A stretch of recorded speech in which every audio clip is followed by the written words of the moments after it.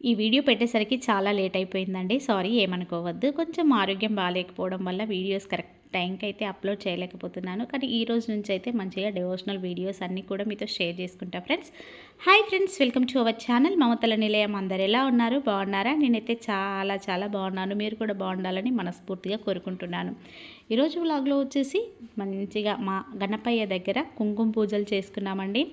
అసలు ఈసారి గణపయ్య దగ్గర అయితే మేము చేసుకున్న పూజలు అయితే మామూలుగా లేవండి. ఒక్కొక్క రోజు ఒక్కో పూజ చేసుకున్నాము. చాలా బాగా అనిపించిందండి ఈసారి అయితే గణపయ్య దగ్గర.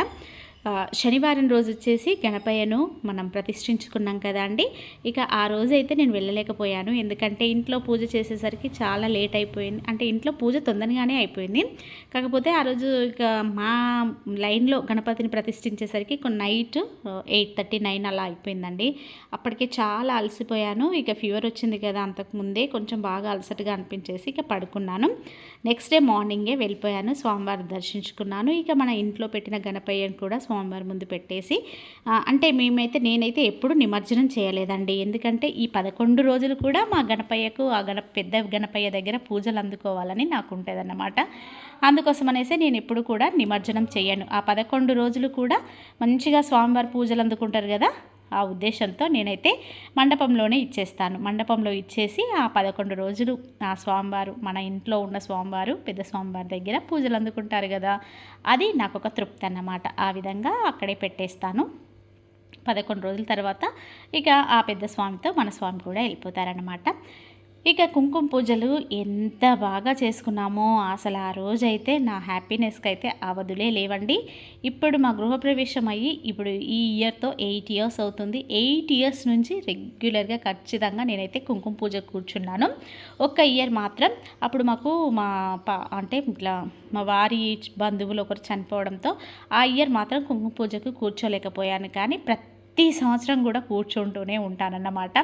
లాస్ట్ ఇయర్ అయితే నాకు పీరియడ్ వచ్చి కూర్చోలేకపోతే నెక్స్ట్ మళ్ళీ అయ్యవారిని అడిగేసి, అయ్యవారు నేను ఇలా కూర్చోలేదు, మళ్ళీ ఒకసారి పూజ చేస్తారా అయ్యవారు అని అంటే, ఖచ్చితంగా చేస్తానమ్మా అనేసి అంటే అప్పటిదప్పుడు మళ్ళీ మా లైన్ వాళ్ళం అందరం కలిసి ఒక 9 మెంబర్స్ అంటే ఆ ఫ్రైడే రోజు చేసుకోలేని వాళ్ళందరం కలిసి మళ్ళీ ఒక డే కూర్చొని కుంకుమ పూజ అయితే చేయించుకున్నాము. స్వామివారైతే నా చేత ప్రతి ఇయర్ కూడా కుంకుమ పూజ చేసుకుంటారండి. ఇయర్ అయితే అసలు నేను పీరియడ్ వస్తుందని ఫుల్ టెన్షన్ పడ్డా, కానీ ఆ స్వామివారు నాకు మంచిగా అయిపోయేంత వరకు 9 రోజులు అయిపోయేంత వరకు పీరియడ్ కూడా రాలేదు. చాలా చాలా హ్యాపీగా అనిపించింది ప్రతి క్షణం స్వామివారిని ఇలా విఘ్నేశ్వరుని ఈ విధంగా మొక్కుకున్నాను.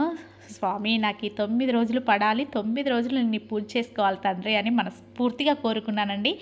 అలాగే నేను కోరుకున్నట్టుగా మంచిగా 9 రోజులు కూడా గణపయ్యకు పూజ చేసుకున్నానన్నమాట.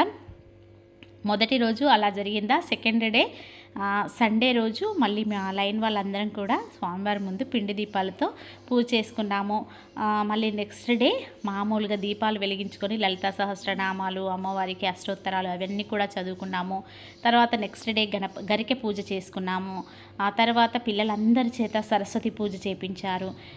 మళ్ళీ నెక్స్ట్ డే మణిదీప వర్ణన, లలితా సహస్రనామాలు ఇవన్నీ కూడా లైన్ వాళ్ళందరం కూడా కూర్చొని చదువుకున్నాము. ఈ విధంగా ఒక్కొక్కసారి ఒక్కొక్క కుంకుమ పూజలు అనేసి హారతి పాటలు చాలా చాలా బాగా చేసుకున్నామండి ఈసారి పూజలైతే. ఇక నిమజ్జనం రోజైతే మాటల్లో చెప్పలేమండి బాబోయ్, అంత ఎంజాయ్ చేశాము. కాకపోతే పిల్లలు ఉంటే వీడియోస్ తీసేవాళ్ళండి. పిల్లలు లేకపోవడం వల్ల అసలు వీడియోస్ అంటే ఫోన్ బయటికి పట్టుకొస్తే నాకు అసలే మతిమరుపు, ఎక్కడ మర్చిపోతాననే ఉద్దేశంతో ఇక ఫోన్ అయితే బయటికి తీసుకెళ్ళలేక నేను వీడియోస్ అయితే ఏమీ తీయలేదండి.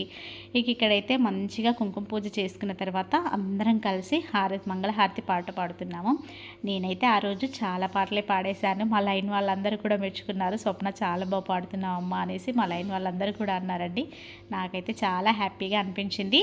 గణపయ్య కోసం కూడా ప్రత్యేకంగా మంగళహారతి పాటలు నేర్చుకున్నానండి. నాకు అంత ఇష్టం పాటలు పాడడం అంటే. అయ్యవారు అయితే ఇంకా నన్ను ఇట్లా నోటెడ్ చేసుకున్నారన్నమాట. అయ్యవారు వచ్చి అమ్మ స్వప్న మంగళహారతి పాట పాడమ్మా అనేసరికి ఇక నేను ఆగకుండా నాకు వచ్చిందే ఛాన్స్ అన్నట్టుగా పాడుతున్నాను. మా లైన్ వాళ్ళందరూ కూడా అమ్మ పాడమ్మా, నువ్వే పాడమ్మా అని అందరూ అంటే ఇంకా బాగా అనిపించింది. ఈసారి స్వామివారికి ఇలా నిష్టగా అయితే పూజలు చేసుకున్నానండి. కానీ గణపయ్య నిమజ్జనం రోజైతే చాలా ఏడుపు వచ్చేసిందండి నాకైతే. అబ్బా స్వామివారు ఇంకొన్ని రోజులు ఉంటే బాగుండేదేమో, ఇప్పుడే వెళ్ళిపోతున్నావా గణపయ్య, బుజ్జ గణపయ్య. అసలు చాలా తొందరగా అయిపోయినట్టు అనిపించింది నాకైతే. 9 రోజులు 9 గడియల్లా పూర్తయిపోయాయండి. చాలా చాలా బాధ అనిపించింది.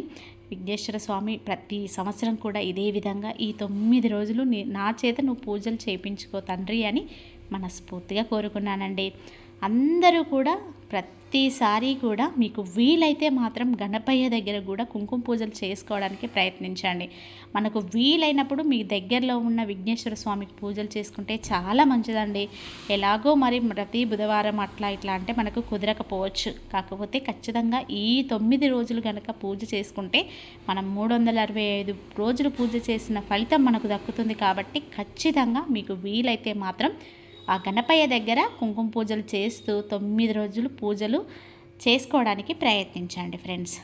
ఇక్కడైతే హారతి ఇచ్చిన తర్వాత మా పూజనైతే కంప్లీట్ చేసుకొని మళ్ళీ మా శ్రీవారి ఆశీర్వాదం తీసుకొని నా పూజనైతే కంప్లీట్ చేసుకున్నానండి. మేము ఈ కుంకుమ పూజ రోజు మా లైన్ ఆడవాళ్ళమందరం కలిసి అన్నదానం చేశామండి. మా లైన్లో ప్రతిరోజు నిత్య అన్నదానం జరుగుతుందని చెప్పాను కదా. ఆ శుక్రవారం రోజు మాత్రం మళ్ళీ మేము లేడీస్ అందరం కలిసి కొంచెం డబ్బులు వేసుకొని మళ్ళీ మేము ఆ రోజు సపరేట్గా లేడీస్మే అన్నదానం చేసినట్టుగా మేము అందరం కలిసి అన్నదానం చేసామన్నమాట. ఈ విధంగా మా గణపయ్యను 9 రోజులు పూజించి చివరికైతే నిమజ్జనం చేశామండి. ఇదే అండి ఈరోజు వ్లాగ్. ఈ వ్లాగ్ కనుక మీకు నచ్చితే తప్పకుండా మన ఛానల్ని సబ్స్క్రైబ్ చేసుకోండి ఫ్రెండ్స్. ఇలాంటి మంచి మంచి డివోషనల్ వ్లాగ్స్ కోసం అండ్ మంచి కుకింగ్ వ్లాగ్స్ కోసం అండ్ అంతేకాకుండా ఫ్యామిలీ వ్లాగ్స్ కోసం మన ఛానల్ని అయితే రెగ్యులర్గా ఫాలో అవుతూ ఉండండి.